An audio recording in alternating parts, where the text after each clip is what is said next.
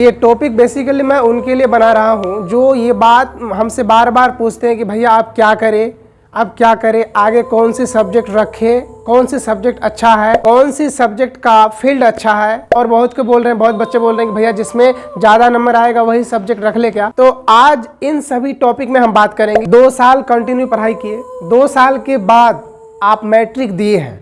Matric देने के बाद आपके अंदर क्या क्वालिटी है, क्या गुण है, आप कैसे पढ़ाई किए, कैसा स्टडी किए, किस तरह से आपका रिजल्ट होगा, आप खुद जानते हैं। आपका दिल खुद कहता होगा कि आप किस तरह से लिखे हैं, किस तरह से बनाए हैं, कैसा नंबर आएगा। क्योंकि इंसान खुद से कभी झूठ नहीं बोल सकता, दूसरे से भले ही झूठ बोल दे लेकिन खुद से कभी झूठ नहीं बोल सकता। तो चलिए टॉपिक में आते हैं। अभी आप मैट्रिक दिए हैं, मैट्रिक का रिजल्ट आने के बाद आपके सामने 4 ऑप्शन दिखेगा। पहला ऑप्शन दिखेगा इंटर ऑफ आर्ट्स, दूसरा ऑप्शन दिखेगा इंटर ऑफ साइंस। इसमें 2 फैकल्टीज आते हैं, 2 सब्जेक्ट आते हैं। इंटर ऑफ साइंस में मैथ्स आएगा, बायो आएगा। उसके बाद इंटर ऑफ कॉमर्स। अगर मिला जुला करके देखें तो यहाँ पर 4 रास्ता हमको दिख रहा है। इंटर ऑफ साइंस यदि आप करते हैं, इंटर ऑफ साइंस आप करते हैं तो आपके पास यहाँ 2 ऑप्शन आता है। पहला ऑप्शन आता है कि आप बायोलॉजी रख लें। बायोलॉजी यदि रखेंगे तो उसके साथ 2 सब्जेक्ट आएगा, केमिस्ट्री, फिजिक्स।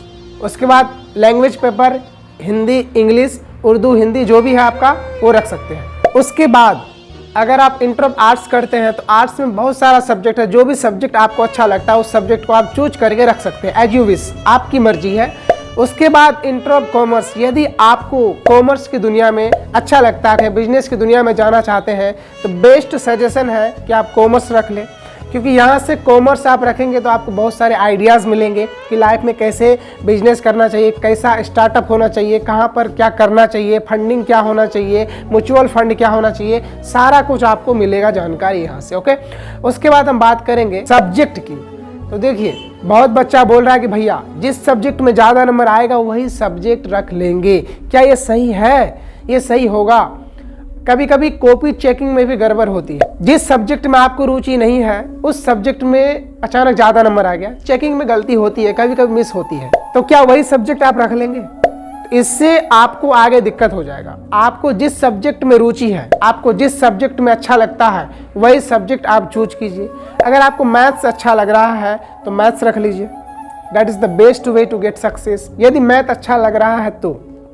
लेकिन मैं आगे भी बात करूंगा कि मैथ्स की दुनिया में कहाँ पर क्या स्कोप है, बायो की दुनिया में कहाँ पे कैसा स्कोप है, बायो की दुनिया में कहाँ पर कैसा स्कोप है।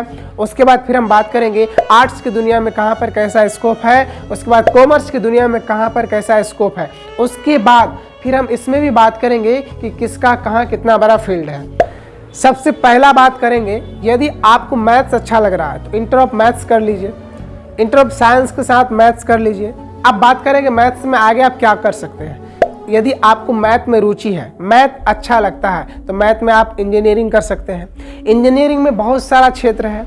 यदि आपको लग रहा है कि नहीं हम कंपटीशन में जाएंगे तो भी बेस्ट है, क्योंकि मैथ अगर आप पढ़ेंगे तो मैथ आपका यकीनन मजबूत होगा और कंपटीशन बहुत ईजी वे में निकलेगा। ओके, चलिए आप बात करते हैं बायो की। यदि आपको लग रहा है कि हमको डॉक्टरी लाइन में जाना है, एज ए डॉक्टर मेरा हॉबी है डॉक्टर बनना, तो आप बायो रख लें, बायो की दुनिया में चले जाएं। अब यहाँ पर सबसे बड़ा पॉइंट ये आता है कि बायो तो ले लेंगे लेकिन आगे जो बायो का स्कोप है वो बहुत ही खर्चीला है, बहुत ही महंगा है। तो मैं आपको यहाँ पर ये बात बता दूँ, यदि आपके अंदर क्वालिटी है, गुण है, हार्ड डेडिकेशन है, मेहनत करने की कला है, मेहनत करने की आर्ट्स है, तो आप बिना खर्च किए भी मेडिकल लाइन में आराम से जा सकते हैं। चलिए बात करेंगे कैसे। यदि आपको लग रहा है कि मुझे डॉक्टर बनना है, डॉक्टरी लाइन में जाना है, तो सबसे पहले आप एक काम करेंगे, बायो की दुनिया में घुसेंगे तो यहाँ पर नीट, यदि आप नीट क्रैक करते हैं तो आपको बड़ा बड़ा कॉलेज फ्री में मिल जाएगा, बहुत ही कम खर्च में मिल जाएगा, गवर्नमेंट कॉलेज मिलेगा और वहाँ से आप अपना फ्यूचर को सिक्योर कर सकते हैं in the area of medical line.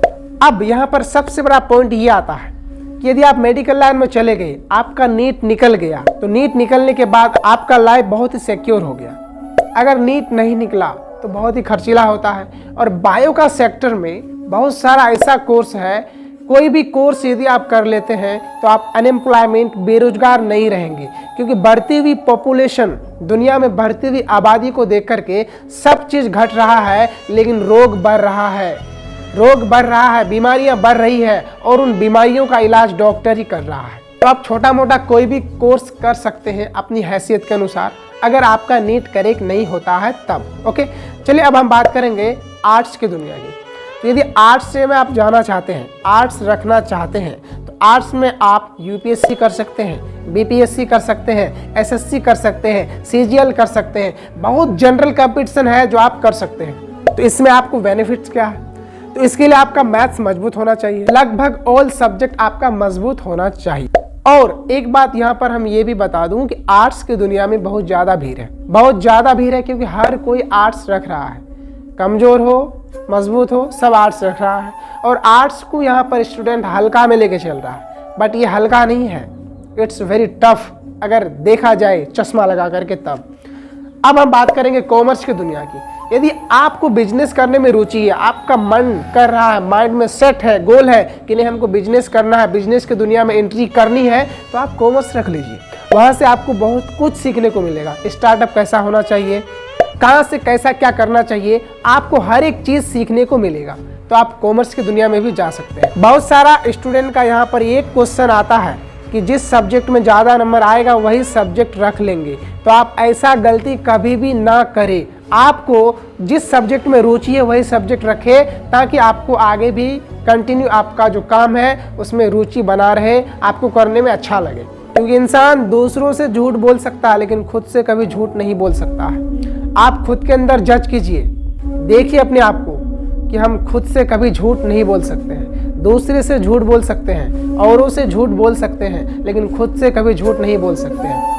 अगर कोई गलत काम कर रहे हैं तो आपके अंदर से आवाज़ आ जाता है कि ये गलत है, ये मत कीजिए, और आपका शरीर सैक करने लगता है, कांपने लगता है। तो उसी तरह से दुनिया में हर शख्स अपने आप से सच बोलता है, उस सच को नज़रअंदाज करके आगे जाता है। तो मैं कहना चाहूँगा कि यदि आप खुद को पहले देखिए, खुद को जाने, at first know yourself, then you have to take any decision in your life. आप सबसे पहले अपने आप को जाने कि आपको क्या बेहतर लगता है, आप क्या कर सकते हैं, उसके बाद कोई भी डिसीजन लीजिए, कोई भी फैसला लीजिए। ऐसा नहीं कि फैसला ले लिए, सपना देखना सबसे बड़ी बात नहीं है, सपना के लिए दिन रात एक करना सबसे बड़ी बात है। सपना आप जितना बड़ा देखेंगे उतना लंबा स्ट्रगल है, उतना लंबा हार्ड वर्क करना पड़ेगा। कोई भी बच्चा को भी बोलो क्या करोगे, यूपीएससी करेंगे। व्हाट इज यूपीएससी, बोला यूपीएससी करेंगे। What is the full form of UPSC, union public service commission. Do you know, it's a large area, it's a large amount of crowd. ये बहुत ज़्यादा इसमें भीड़ है, और वही निकालता है जो ठान लेता है। कहते हैं ना कि मन से ठाना हुआ इंसान हर कुछ कर सकता है, लेकिन मन से हारा हुआ इंसान कुछ भी नहीं कर सकता है। इसलिए अपने आप को जानिए आप लोग।